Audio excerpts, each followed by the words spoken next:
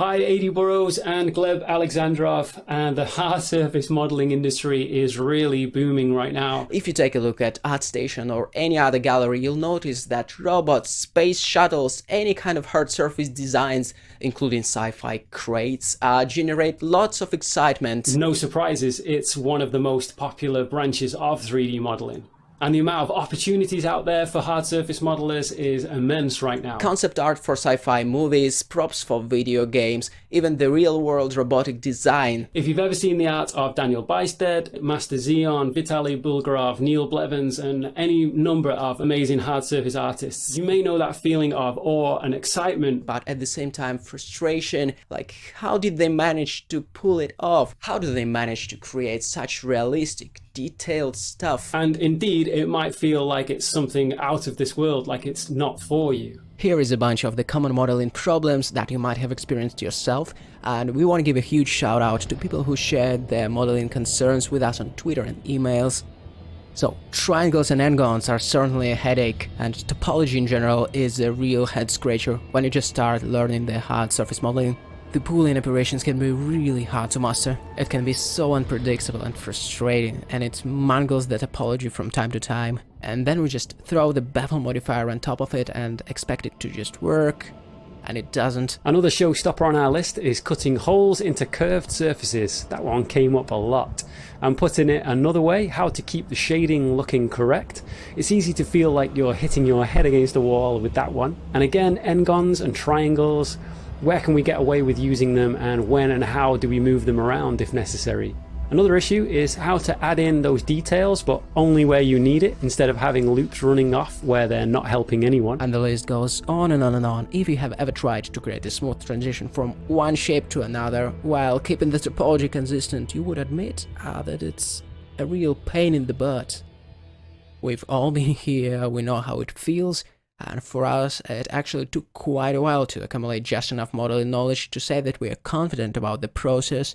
By the way, how long did it take you? It's easily been over 10 years now. And you? Something along these lines, I think. Actually, that's an awful long time. So basically we thought, what would it look like if we condensed all the knowledge required to get up and running with the hard surface modeling, including this practical and theoretical dimension, and just put together a video course. So, ta-da! Hard surface modeling in Blender. Everything you need to know to create robots and other hard surface stuff in Blender. It's like watching a whole Game of Thrones season, but about 3D modeling in Blender.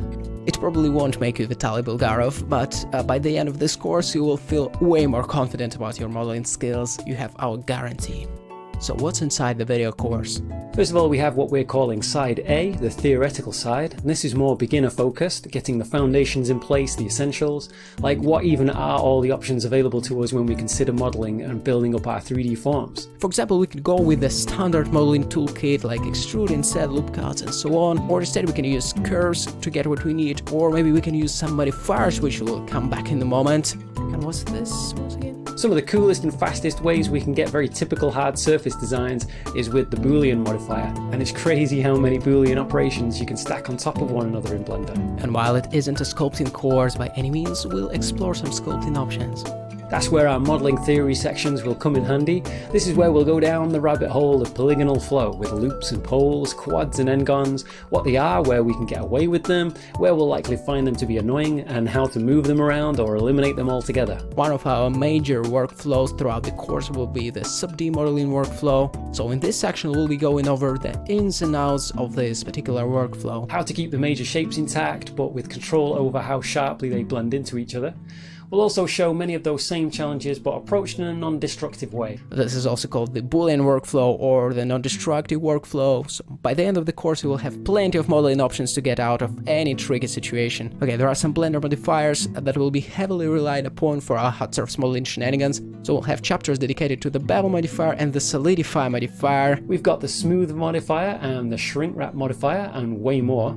To be effective modelers, we need to know what's going on with the shading, so we have that covered for you too. And of course, we wouldn't get far without a clean and deep understanding of the transformation options in Blender. Mechanical objects tend to need to be aligned in a particular way. It's kind of the very essence of the hard surface modeling design. Understanding what's going on in the viewport will of course be extremely helpful.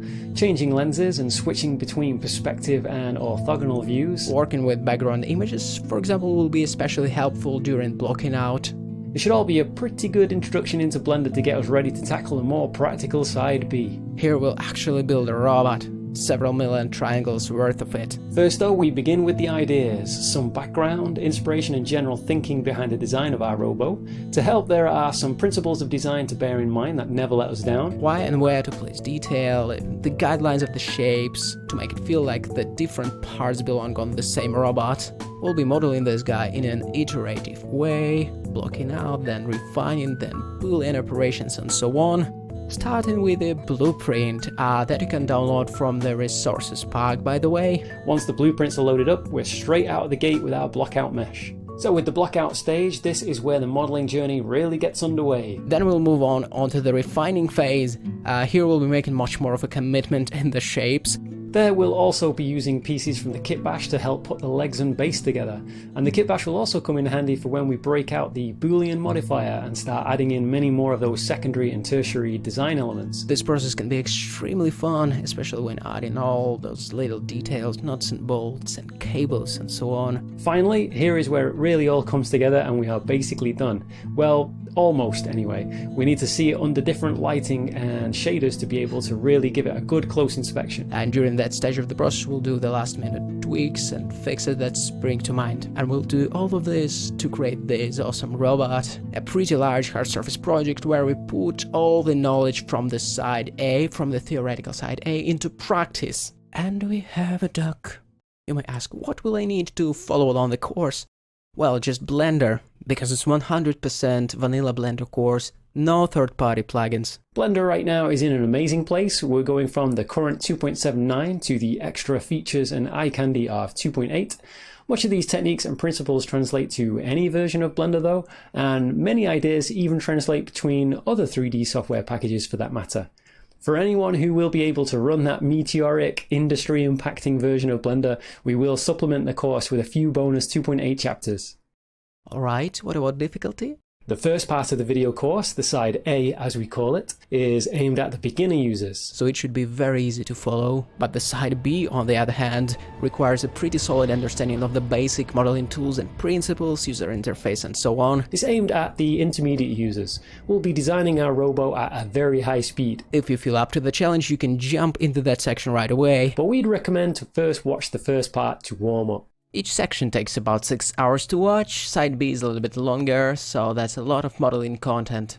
As usual, all the necessary blend files are included, so feel free to follow along the tutorials if you dare. Probably the best way to learn anything is to learn by practice, so worth a try. Or just take the final .blend of the robo and do whatever you like with it. Reconstruct it, see what's inside, recombine the parts to create your own robot, do whatever you like with it.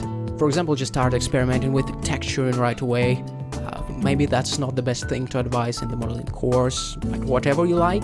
This time we went further and spiced it up with a kit bash set. About 100 objects, nuts, bolts, knobs, subtractive shapes, details and space fillers, some crazy machinery parts, hinges, latches and handles, those kind of things that you might expect from the kit bash set. It's licensed under the Creative Commons license, so feel free to use it in your projects, commercial, non-commercial or whatever, and we can't wait to see what you'll create.